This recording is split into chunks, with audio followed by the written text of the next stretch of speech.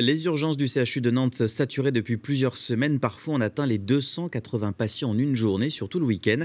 Situation critique non seulement pour les soignants, mais aussi pour les patients. On fait le point avec Anaïs Michaud.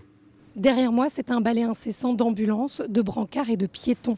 Au CHU de Nantes, les urgences sont saturées depuis plusieurs semaines. Environ 250 personnes se présentent en moyenne ici chaque jour. C'est 13% de plus qu'en 2019. Du coup, les personnels sont exténués et les patients en subissent les conséquences. Écoutez. Il y a vraiment des patients qui passent 24-36 heures sur un brancard dans les urgences et qui ont 80 ans.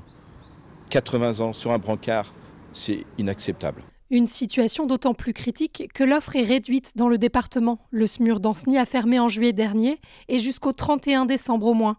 En cause, des difficultés de recrutement de personnel. Les patients sont donc redirigés vers les urgences de Nantes. Le CHU a pris des mesures, déclenchement du plan de mobilisation interne, renforts médicaux la nuit aux urgences, appel aux volontaires. Mais pour les syndicats, ce n'est pas suffisant. Ici sur Nantes, on est aux alentours d'un infirmier pour entre 12 et 16 patients selon les secteurs. En Suisse, c'est 1 pour 6.